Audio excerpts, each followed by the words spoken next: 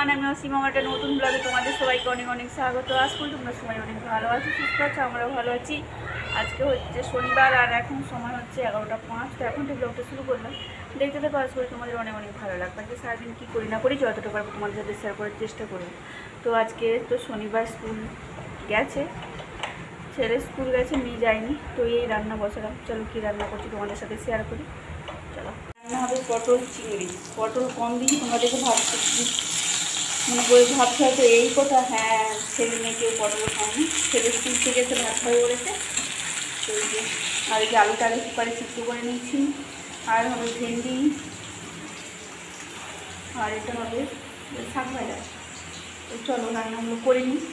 যে সময় হচ্ছে 12টা 7। তো আমার রান্নাবান্না অনেকক্ষণ আগেই হয়ে গেছে, গ্যাসেরও তাড়াতাড়ি করেই হয়ে গেছে। তো চলো এবার মানে কী বলে কমপ্লিট লুকটা দেখিয়ে দেখি রান্না করো শেষ করে দিই।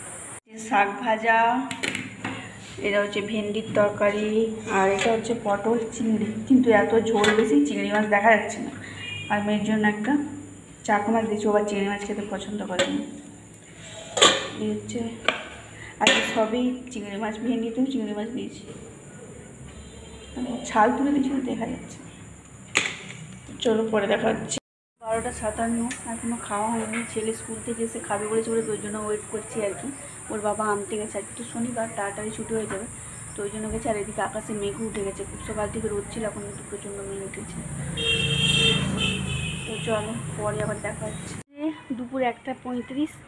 তো এই যে স্নান করলাম। এত গরম না আজকে, প্রচণ্ড গরম। মানে রোদ ছিল, এখন মেঘ হয়ে গেছে। বৃষ্টি একটু একটু পড়েছিল, আবার এখন হয়নি, থেমে গেছে। তো প্রচণ্ড গরম, পুরো স্নান করে ফেলছি। আর দেখাচ্ছি তোমাদের আকাশটা কেমন। দেখো পুরো আকাশটাই মেঘ হয়ে আছে, বৃষ্টি হচ্ছে না কিন্তু তার সেই জন্য আরও বেশি গরম লাগছে, অস্বস্তিকর, সহ্য করা যাচ্ছে না। ওই মেঘের আওয়াজ শুনতে পাচ্ছ তোমরা? অন্য কোথাও মনে হয় বৃষ্টি হচ্ছে, আমাদের এখানে হচ্ছে না, কিন্তু অন্য কোথায় হচ্ছে। আর মেঘটা পুরো দেখো কেমন হয়ে আছে।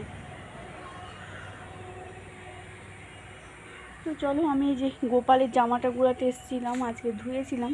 আমাদের জামা কাপড়গুলো আগে গুঁড়িয়ে নিয়ে চলে গেছি, কিন্তু গোপালের জামাটা বলছি ভাত টাত খেয়ে এসে যখন স্নান টান করবো তখন নিয়ে যাব, সেই জন্য নিয়ে যাইনি, এখন এসেছি। আর দেখো মাঠের জল কমে গেছে। কালকে যা রোদ বেরিয়েছিল, আজকেও সকাল থেকে রোদ ছিল, দেখো জল নেই বললেই চলে। ওই দেখো মাটি দেখা যাচ্ছে। এইসব হচ্ছে ব্যাপার। তো চলো, তারপরে বিকেলবেলা খেয়েছিলাম একটু মানে দইয়ের শরবত আর কি, বাড়িতে বসানো টক দই, সামান্য একটু নুন দিয়ে, আর কিছু দিইনি, নুন নিয়েই দিয়ে দিয়েছিলাম। এখন বাজে বিকেল 5টা, ছাদে এলাম। আজকে যখন দেখিয়েছিলাম না যে মেঘ উঠেছে, তারপরে বৃষ্টি হয়েছিল একটু সামান্য, বেশি জোরে হয়নি, অন্য কোথাও জোর বৃষ্টি হয়েছে। তারপরে দেখো সূর্যি মামা তারপরে উঠে গেছে আর কি, মানে অতটা রোদের তাপ নেই, হালকা আছে।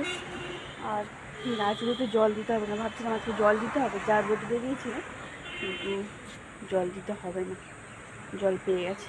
দেখাচ্ছি তোমাদের।